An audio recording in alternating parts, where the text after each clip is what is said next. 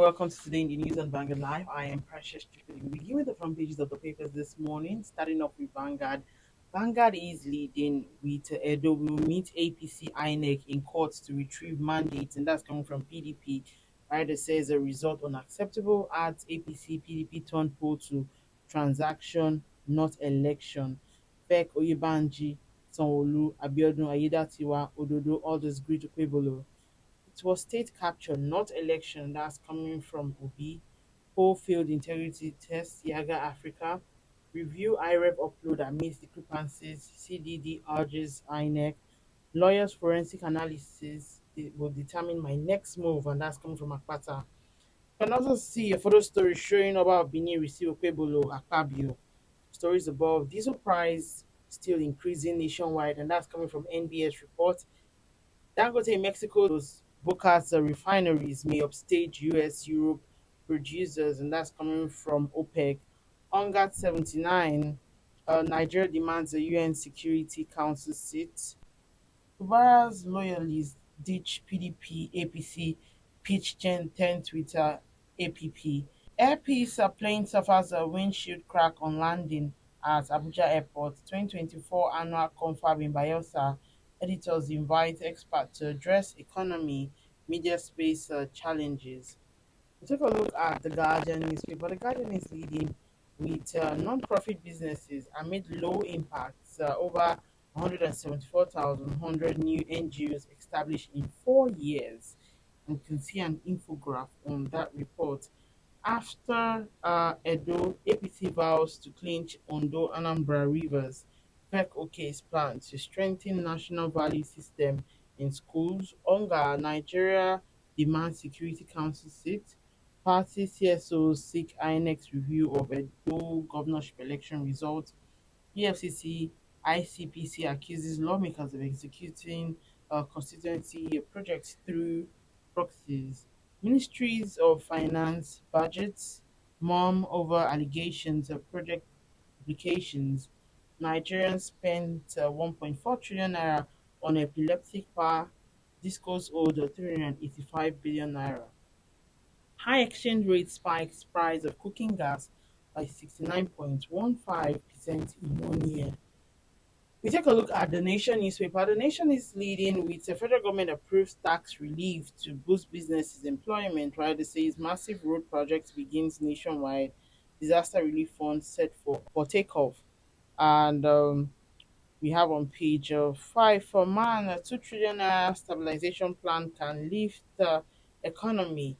NEC 11 discos collected a 1.7 trillion naira revenue last year. The stories above. Makinde halts demolition of houses on Circular Road. Free medical outreach to mark Oyetola's 70th birthday. Alright, so we take a look at the Punch newspaper. The Punch is leading with Edo poll. PDP demands a fresh coalition as the Labour Party Akpata alleges fraud. Rider says INEC must abide by Section 65 Electoral Act 2022, and that's coming from Damagun. A poll was a transaction, not election. That's coming from Labour Party. Litigation claims against banks are near 2 trillion naira. Police probe alleged killing of 3 by Lagos teenage driver. Passengers panic as plane windshield breaks in Abuja. Why federal government must end petrol subsidy now, and that's coming from Dangote. FEC plans a few tankers parked for Dangote refinery to tackle congestion. And lastly, on the front page of the Punch newspaper, National Assembly resumes today, demands a 2025 budget. And that's how you can take on the front pages of the papers. Join us after the break.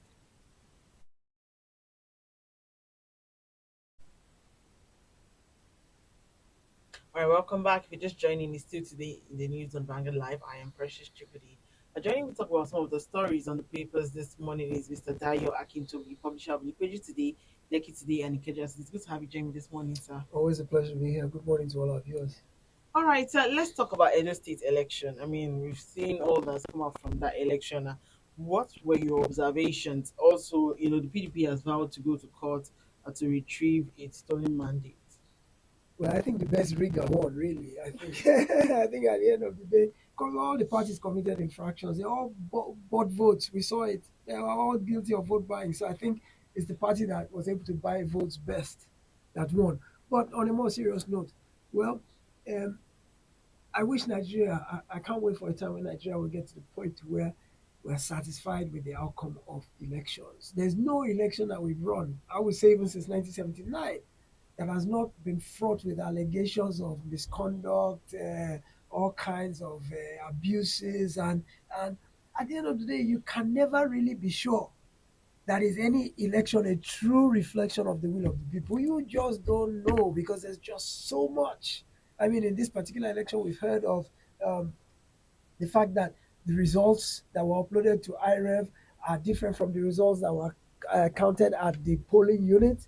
That between the polling unit and the local council collation center, the results were changed.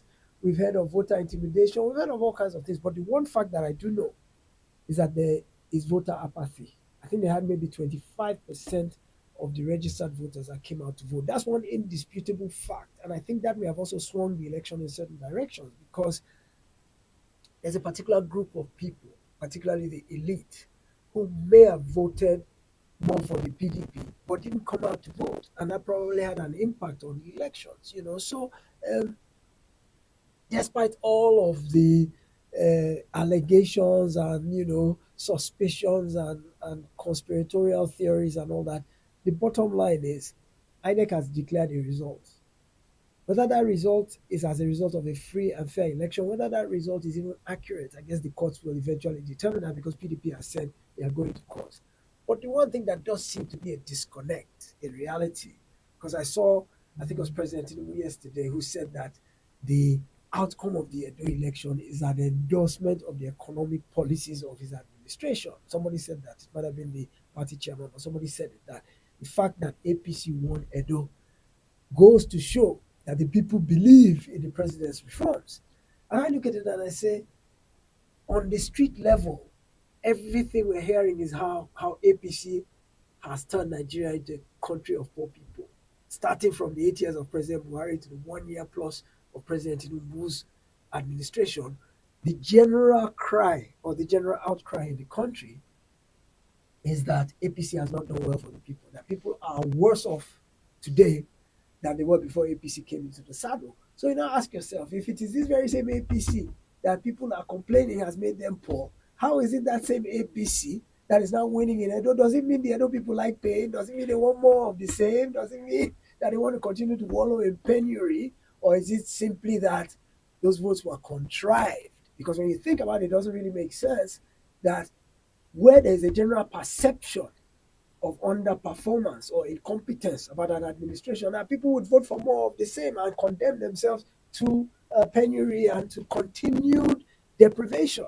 So I think there are a lot of questions to answer. And for me, the issue is more of we should look for the kind of electoral reform that makes INEC truly independent. If a president is appointing INEC and INEC is appointing its,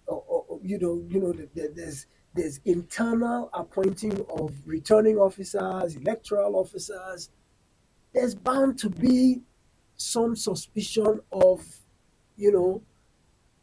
collusion or predetermination of outcomes. So we need to find a way where INEC can be truly independent, so that whatever results they declare, people will accept it as true and accurate. For now, that's not possible. No matter the outcome of any election in Nigeria, it's going to be disputed because people believe that, there's underhanded business going on because INEC is not independent.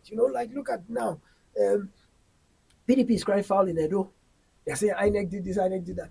But in 2020, it was that same INEC that helped them to win. At that time, they were not complaining that INEC was bad. Now they're complaining INEC is bad. So when INEC works in your favor to help you win, it's doing well.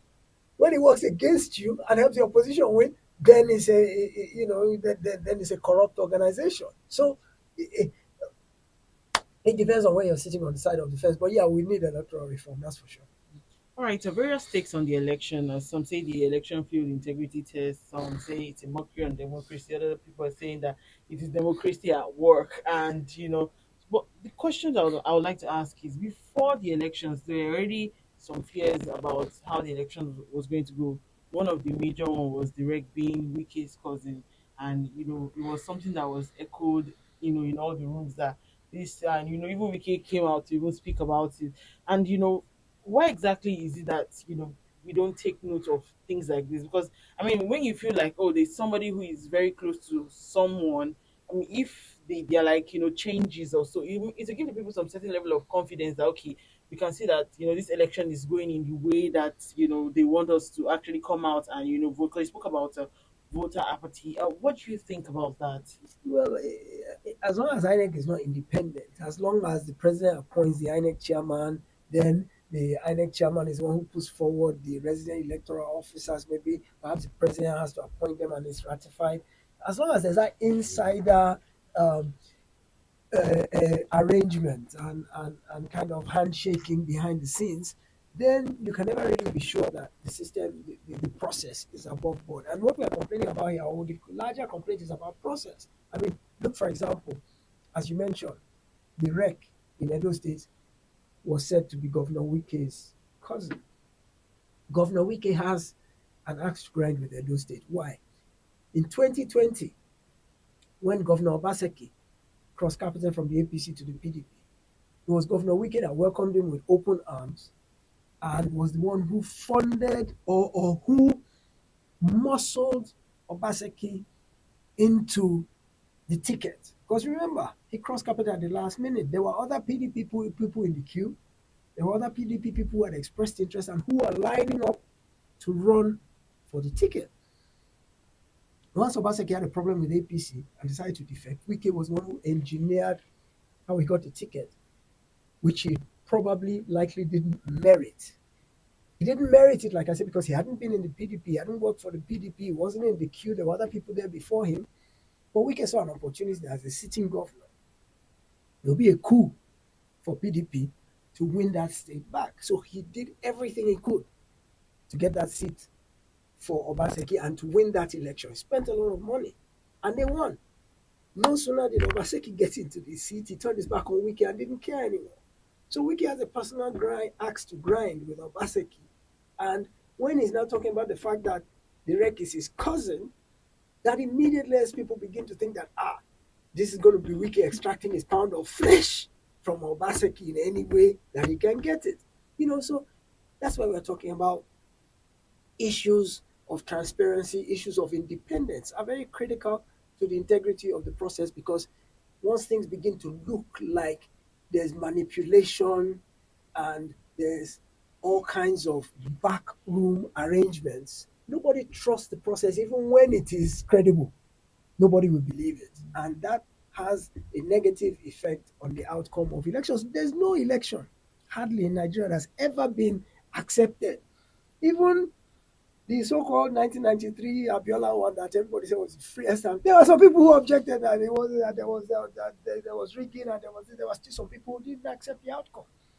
So hopefully Nigeria will get to a stage at one point where it's a two-way street. Nigeria will get to a point where the electoral umpire will be above board, will be transparent, will be of unimpeachable integrity. Then Nigerians themselves will be accepting of outcomes. They'll be trusting of the process. Hopefully we'll evolve to that point. But I'll tell you that after 25 years of 25 unbroken years of democracy, we're not there yet. We are a long way from there. Our democracy is still very rudimentary, very still primitive. If at this point we are still complaining about results changing between the polling unit and the local government collation center, if we're still talking about the results loaded up to IREV are different, we are still very, very backward in terms of getting this process right. All right, there's some people who also say that this election was really a gang up against Obaseki, because they wanted to teach him like some political lessons that he hadn't learned. And I mean, we saw the night when Obaseki was there, he was literally alone, like he didn't have the support of some people from the party or whatever. What do you make of that? Well, from where I sit, it actually looks like Aswe Igodalo's outcome was not necessarily that the people voted against him, but that they voted against Obaseki. Obaseki didn't do himself any favors. In the last 8 years, there's this perception that he didn't really do anything much. He made a lot of missteps. For example, I hear he had an altercation with the Oba of Benin, who is revered as a god in that area. You cannot and be at loggerheads with the Oba and think you have any kind of favor with the people. It's not possible. The Oba is their revered, almost like to God status. They accord him almost godlike status, and nobody can lock horns with the Oba and think to have the favor of the Edo people. Then, when you start hearing Obaseki saying things like this election is a do or die affair, which people have equated to meaning violence. And thank God there was no violence in this election at all. But he came on TV and said this election is a do or die affair, although he tried to later on moderate that statement and say he didn't mean it like that. But the die was cast. People had taken that in already and felt like this man is willing to go to any lengths to win this election. Then, a few days to the election, he came on TV and was trying to justify why he didn't repair the roads of Edo State. And he was saying, oh, I mean, he put up billboards that was saying, please bear with us. This is a federal road. It's not our fault. This is a federal road. The feds should fix it. It's not our responsibility. And people were asking him, but it's your people that are suffering. In other states, the governors would do the roads and then go and cry to the federal government to give them a reimbursement. Why can't you do that? He didn't want to touch that. He came on national TV trying to explain that the law says you can't touch a federal road. The law says you can't touch a federal road. But which moral law says you should leave your people suffering and you are their leader? To the point that the roads are so deplorable, So Obaseki didn't help himself at all. He, excuse me, he left this bitter taste in the mouth of people, and I think they were glad to see him go, and they didn't want any stooge or anything to remind them of him and his tenure. They just wanted to sweep the whole notion of Obaseki away. So I think that was what they really voted, was voting against Obaseki. I don't think it was a rejection of Aswe Ighodalo in particular as much as it was just a complete elimination of anything relating to Obaseki. I think that's really what played out. All right. I mean, this election was also seen as the battle of the Godfathers, as Obaseki and Oshomole. Oshomole. And in fact, on the day it was declared that Okpebholo won, I think Oshomole was more excited than even Okpebholo himself. You could see the excitement and all the drama that ensued on his wins and all of that. But then again, the question is, does this still cancels out that Godfatherism? Because back again, he's the one, who has supported the people. And, are we going to see another fight again? It seems to be like one of the things that happens in this political space where, at first they support, then later the infightings and all of that. Yes, I mean, look at Fubara and Wike. How long did their Yeah. honeymoon last? It didn't even do a few months after the inauguration before they fell out. And that's the genesis of this whole problem is the fact that Obaseki brought, Oshiomhole brought Obaseki, and within a few months they were fighting already because, of course, Oshiomhole wanted to call the shots, Obaseki didn't want him to. So that issue of Godfather is very delicate, has to be managed very well. I don't know how Fashola did it in Lagos, but he managed Tinubu very well for those 8 years. Although he himself almost didn't get a second term because he and Tinubu too were starting to have some strife. And I hear the elders in Lagos and in the party had to wade in. Ambode, on the other hand, wasn't able to resolve that conflict. So Godfatherism is real. It's an integral part of politics. It's not going away. So it just depends on how overbearing the Godfather is and how accommodating the Godson is. I worry about Oshiomhole and Okpebholo because throughout the campaign, Oshiomhole was speaking for Okpebholo. After they won, Oshiomhole was the one who gave the victory speech, not Okpebholo. So we can already see Oshiomhole's dominance and influence. Question is Okpebholo going to be another Obaseki who won't take it lying low and will stand up and say, enough is enough, I'm chafing at the collar and I can't take this anymore? Or will he be pliant and docile or strategic and tactful in such a way that he will know how to manage Oshiomhole? Well, the thing about it is that Okpebholo is a sitting senator. As a politician, he's experienced in managing these types of relationships. Unlike Obaseki, who was coming from the corporate sector, a technocrat from Lagos, coming from the public sector, never had any political experience, so probably didn't know how to manage the relationship. Okpebholo might be able to handle it a bit better, even though he seems more docile and even-tempered. So let's wait and see how it plays out. But the issue of Godfatherism is not going away. It won't go away because anybody who is leaving power is always trying to put his own person, maybe not necessarily for nefarious means, perhaps just to continue my agenda. 8 years is not enough to complete everything. You've got uncompleted projects. You've got a vision that you've not been able to fully achieve. So you want somebody for your legacy purposes who sees eye to eye with your vision and who will carry on from where you left off. So that's one purpose of trying to um, chaperone your own chosen successor into office. Of course, there's also the other factor that you've got things to hide.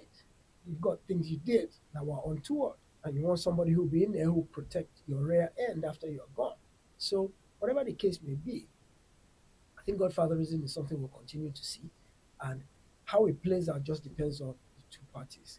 Um, my sense, if I would say predict, I think Okpebolo will be okay with Oshiomhole over time. I think they'll find a middle ground where they can work together. All right. Moving on, the National Bureau of Statistics has said that the average price of diesel increased year on year by 64.58% to 1,406 naira per liter in August 2024. Or what are your thoughts? Well, that's not surprising. The price of everything has gone up, and the price of everything continues to go up. Why should diesel be any different? Of course, diesel has been deregulated for a long time, so it's been finding its own level in the marketplace.